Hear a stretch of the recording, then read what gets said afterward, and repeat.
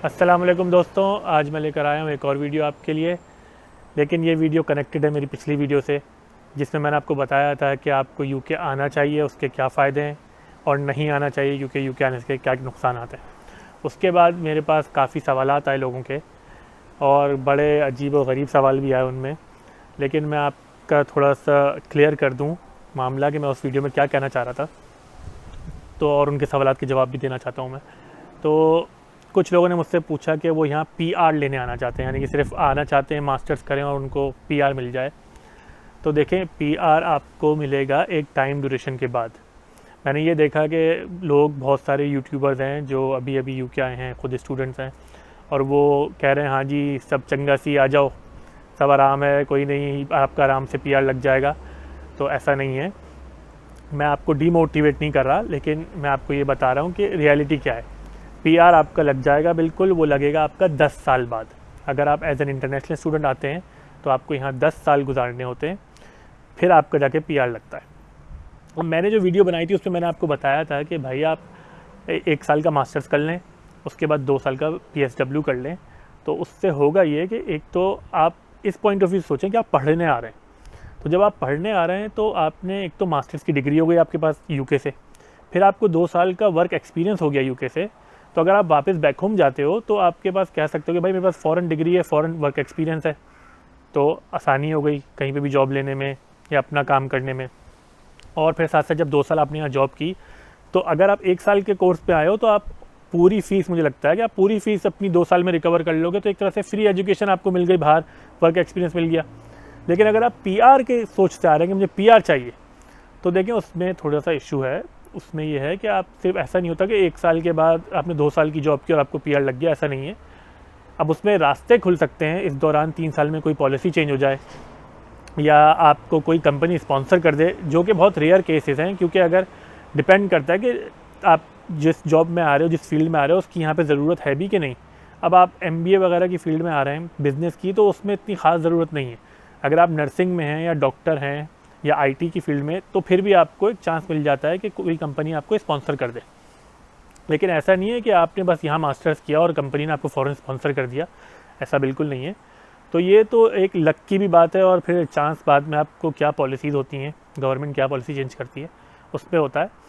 लेकिन अगर आप पढ़ने आ रहे हैं तो आप बिल्कुल पढ़ने आइए बाहर से, फिर पोस्ट स्टडी वर्क वीज़ा 2 साल का अप्लाई कीजिए, वापस जाइए, आपको अच्छी अपॉर्चुनिटीज़ बैक होम भी मिल जाएंगी। दूसरा मेरा पॉइंट ये था कि कुछ लोग मुझसे कह रहे थे कि जी विज़िट वीज़ा का बता दें, हम विज़िट करना आना चाहते हैं। देखिए, विज़िट वीज़ा यूके का अप्लाई करना इस वक्त थोड़ा सा डिफ़िकल्ट है, क्योंकि इनकी कंडीशन कुछ अलग हैं as compare to other Schengen state. जैसे आप यूरोपियन वीज़ा अप्लाई करते हैं, वो कुछ और उनकी डिमांड होती है, कुछ और कंडीशन होती है। यूके की अलग है। यूके में आपको ज़्यादातर ये दिखाना होता है कि बैक होम आप वापस जाएंगे, तो आपके सोशल टाइज़ क्या हैं, आपके बहन भाई, आपके वालिदैन वहाँ पर हैं, आप किस एज ग्रुप से ताल्लुक़ रखते हैं, कि आप कहीं यहाँ स्लिप होने तो नहीं आ रहे, या आपके बैक होम अच्छी जॉब है तो आप वो जॉब वापस जाके रिज्यूम करेंगे, या आपकी पढ़ाई चल रही है और अपनी पढ़ाई रिज्यूम करेंगे। इस तरह की चीज़ें दिखानी होती। अब आप, कुछ लोग सिर्फ ये इंटेंशन लेकर आते हैं कि जी मैं विज़िट वीज़ा लेकर आ जाऊँ और यहाँ आके स्लिप हो जाऊँ। तो भाई उसके लिए मैं आपको बोलूँगा, खुदा के वास्ते भाई ऐसा मत सोचो, क्योंकि उसकी वजह सिर्फ इतनी सी है। देखो भाई, पहले था जो बंदा यहाँ के स्लिप होता था उसको इल्लीगल 14 साल गुजारने होते थे।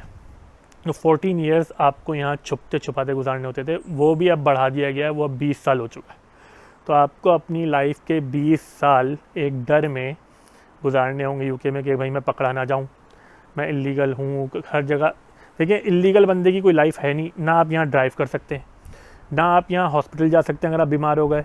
तो भाई ऐसा थोड़ी है कि आप इस सख्त वेदर में आप बीमार नहीं होगे 20 साल तक, या 20 साल तक आपकी जॉब चलती रहेगी। बहुत सारी डिफ़िकल्टीज़ हैं। जो एम्प्लॉयर है जो आपको जॉब देगा, अगर खुदा न खास्ता आप पकड़ेगा, आपको तो डिपोर्ट कर दिया जाएगा, वो एम्प्लॉयर को 7-7 10,000 पाउंड का फ़ाइन लग जाएगा। तो कोई भी आपको अब जॉब देने का रिस्क देता नहीं है।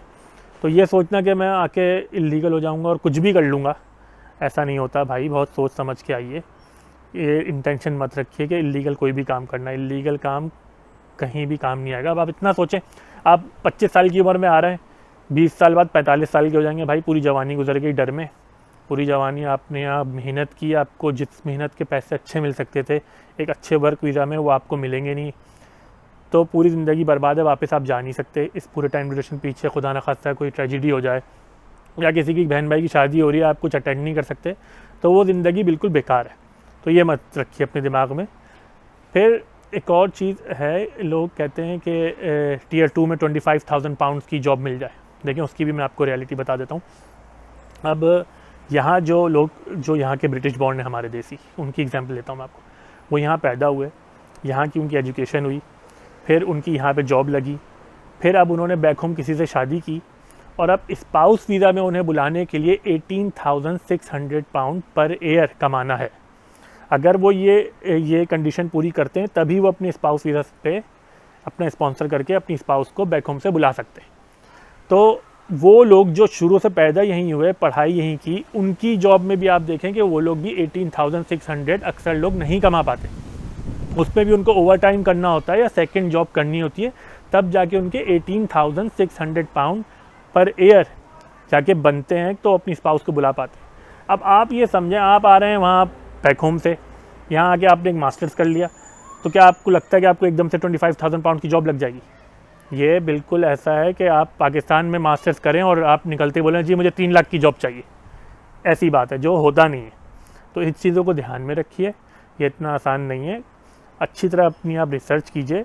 मेरा मकसद आपको डिमोटिवेट करना नहीं है, आप बिल्कुल आइए, रास्ते खुल जाते हैं, लेकिन सोच के आइए कि आप पढ़ने आ रहे हैं और पढ़ने के साथ साथ एक्सपीरियंस लेंगे।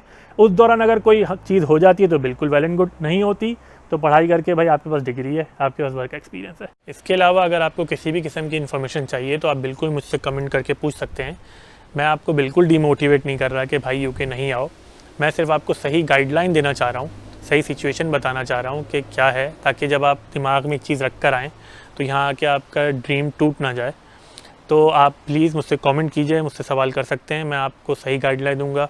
जो गवर्नमेंट की वेबसाइट पर लिखा हुआ है मैं सिर्फ वही बात करूंगा।